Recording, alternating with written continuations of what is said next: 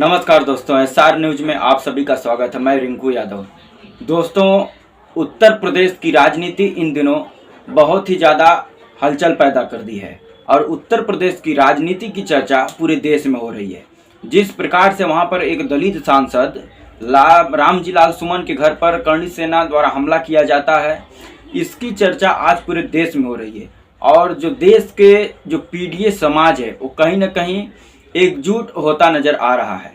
उत्तर प्रदेश में अखिलेश यादव ने एक प्रयोग किया था लोकसभा चुनाव 2024 के पहले, पीडीए बनाया था जिसमें पिछड़ा, दलित, अल्पसंख्यक और आधी आबादी के लोग शामिल थे। और उसका नतीजा ये होता है कि उत्तर प्रदेश में जो कि भारतीय जनता पार्टी को लोकसभा चुनाव में करारी हार मिलती है और देश की सबसे बड़ी तीसरी पार्टी बन के उभरती है समाजवादी पार्टी। अब जिस प्रकार से दलित सांसद के ऊपर हमला हुआ है, कहीं ना कहीं ये जो दलित समुदाय है ये बीजेपी के खिलाफ होता हुआ नज़र आ रहा है और इससे बीजेपी बौखलाई हुई है।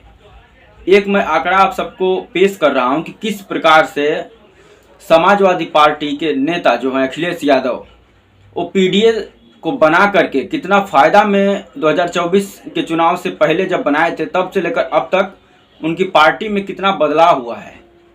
पीडीए समाज एक जो है कि नज़रों से देख रही है अखिलेश यादव के ऊपर, आशा भरी नज़रों से। 2024 के पहले जब पीडीए बना था और उसके बाद जब पीडीए समाज के लोगों को इकट्ठा किया गया समाजवादी पार्टी के द्वारा और उसके बाद जब चुनाव हुआ तो उस चुनाव में भी 40% जो दलितों का वोट है वो मायावती के पार्टी में गया, बसपा को गया। उसके बावजूद भी बसपा का जो वोट बैंक है वो घट करके 10% से नीचे आ गया। 25% जो दलितों का वोट है वो समाजवादी पार्टी को मिलता है और 24% जो दलितों का वोट है वो बीजेपी को मिलता है।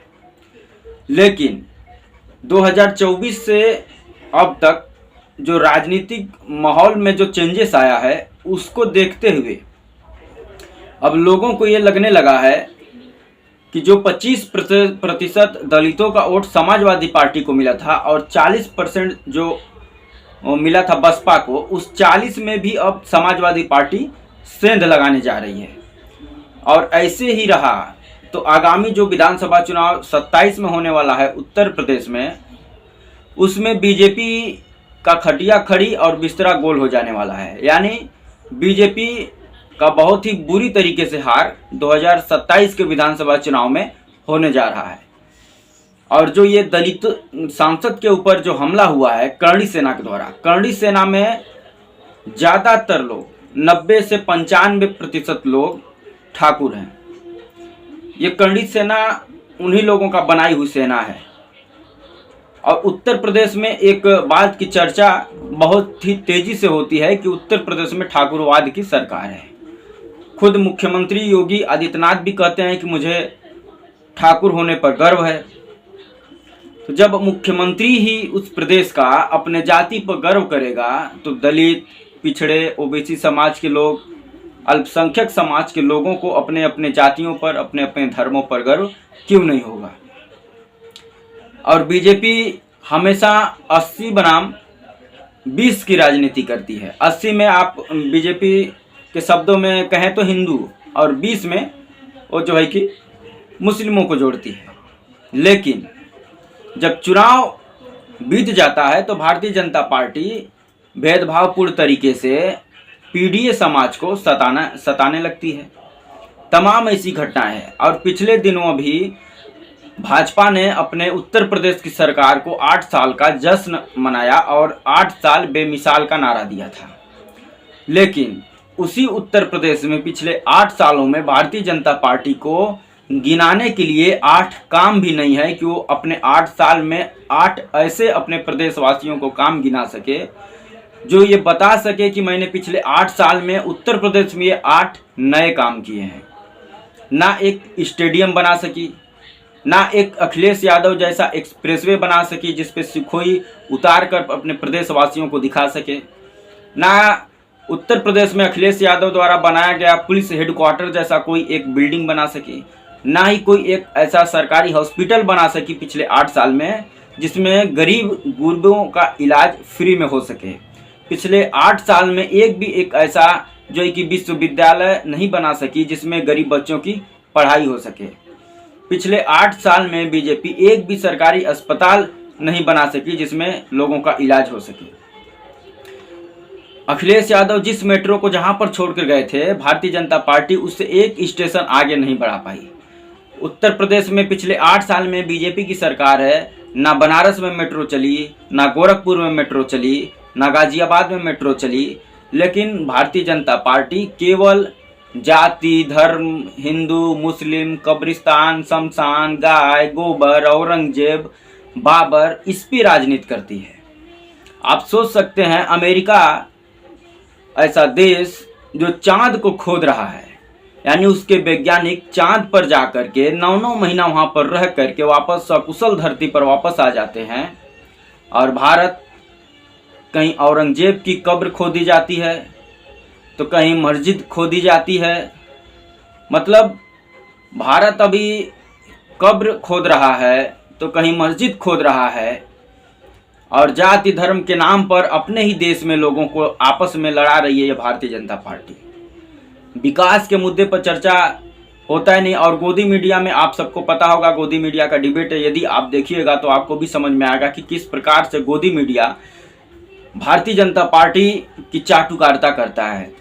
लोगों से जुड़े मुद्दों पर एक भी डिबेट किसी भी चैनल पर नहीं होगा, लेकिन हिंदू, मुसलमान, कब्रिस्तान, औरंगजेब पर तमाम डेली डिबेट होगा, डेली नेताओं को लड़ाया जाएगा, और उसका असर समाज में पड़ता है। लोग मारे जाते हैं, दंगे फसाद होते हैं, जो सामाजिक भेदभाव है उसको बढ़ाया जाता है भारतीय जनता पार्टी के द्वारा। और भारतीय जनता पार्टी के जितने तमाम गोदी मीडिया हैं उनका भी बढ़ चढ़ के इसमें हिस्सा है। वो बेरोजगारी पर बात नहीं करेंगे। भारतीय जनता पार्टी के किसी भी नेताओं से यदि आप बात करिएगा, डिबेट में उनसे बेरोजगारी पर सवाल करिएगा, तो उसका वो जवाब नहीं देंगे। वो जवाब क्या देंगे? औरंगजेब, बाबर, मस्जिद, कब्रिस्तान, इन सब पर वो जवाब देंगे, और इन सब पर वो डिबेट करते हैं। लेकिन देश की अर्थव्यवस्था कहाँ जा रही है, देश और प्रदेश पर कर्ज कितना बढ़ गया है, देश में बेरोजगारी कितनी बढ़ गई है, इन सब चीज़ों पर बात नहीं करेंगे। उत्तर प्रदेश में पिछले 8 सालों में सबसे ज़्यादा दलित बेटियों का बलात्कार और हत्या हुआ है, उस पर डिबेट किसी भी टीवी चैनल पर नहीं होगा, ना ही सरकार के द्वारा कुछ कहा जाएगा। बलिया में अभी पिछले दिनों एक दलित बेटी का बलात्कार करके उसकी हत्या करके उसके घर के सामने पेड़ पर गुंडों द्वारा टांग दिया गया था, और उसका हाथ आप सब लोगों ने देखा होगा कि फोटो में किस प्रकार से पीछे बंधा हुआ था। लेकिन उत्तर प्रदेश का पुलिस प्रशासन उसको आत्महत्या करार दे देता है कि ये आत्महत्या है। सबसे बड़ा सवाल यहाँ पर कि क्या कोई आत्महत्या अपना पीछे का हाथ बांध करके कैसे करेगा, और वो अपने पीछे का हाथ अगर बांध के रखेगा तो फांसी कैसे लगाएगा? इसका जवाब है योगी आदित्यनाथ के पास नहीं है। गाजीपुर में खानपुर थाना अंतर्गत 2 युवकों को गोली मारकर दिन दहाड़े हत्या कर दी जाती है। इस पर योगी आदित्यनाथ का कोई बयान नहीं आता है। तमाम ऐसी घटनाएं हैं उत्तर प्रदेश में आए दिन होती है। भारतीय जनता पार्टी के घरों में लूट हो जा रहा है, उनके विधायक तक को मारे जा रहे हैं, लेकिन ये कानून व्यवस्था को जो है कि चुस्त और दुरुस्त होने की बात करते हैं। अभी मुजफ्फरनगर में बीजेपी नेता के होटल में फायरिंग, गुंडों ने सरेआम चिल्लाकर फायरिंग करते हुए बोला कि अगली गोली तुम्हारे मालिक के सीने में मारेंगे। ये उत्तर प्रदेश की हाल है। योगी राज में बीजेपी विधायक की अनसेप, उनके घर में हुई लाखों की चोरी। अब बताइए, ये सेफ उत्तर प्रदेश है, यहाँ पर गुंडे मवाली नहीं है। योगी आदित्यनाथ की अगर कथन को अगर हम लोग माने तो प्रयागराज के एयरफोर्स कैंपस में घुसकर इंजीनियर को गोली मारी। अब बताइए, एयरफोर्स कैंपस में भी घुसकर लोगों को गोली मारी जा रही है, उत्तर प्रदेश में ये हो रहा है। और योगी आदित्यनाथ सीना ठोक के बोलते हैं कि उत्तर प्रदेश में 0 टॉलरेंस है, यहाँ पर अपराध नाम का कोई चीज़ ही नहीं है, गुंडा तो है ही नहीं। अब बताइए, लेकिन इसी उत्तर प्रदेश में सब हो रहा है। लखनऊ में महिला से कम 1.5 करोड़ की ठगी हो जाती है, इसी उत्तर प्रदेश में हो रहा है। और लखनऊ में तो योगी आदित्यनाथ और उनकी पूरी कैबिनेट बैठती है, उसी उत्तर प्रदेश में हो रहा है। हर जगह छात्रा को कार में बैठाने का प्रयास, विरोध पर छेड़खानी, उत्तर प्रदेश की घटना है। तमाम ऐसी घटना है। शरीर पर कपड़े नहीं, गैंगरेप की आशंका प्रयागराज में। बताइए, ये तमाम घटनाएं उत्तर प्रदेश में आज हो रही हैं, लेकिन उत्तर प्रदेश का मुख्यमंत्री केवल हिंदू मुस्लिम के नाम पर लोगों को मूर्ख बना रहा है। कानून व्यवस्था नाम की कोई चीज़ नहीं है उत्तर प्रदेश में। बेरोजगारी चरम सीमा पर है, लेकिन उत्तर प्रदेश का मुख्यमंत्री बीजेपी सरकार लोगों को धर्म के नाम पर, जाति के नाम पर भड़का रही है।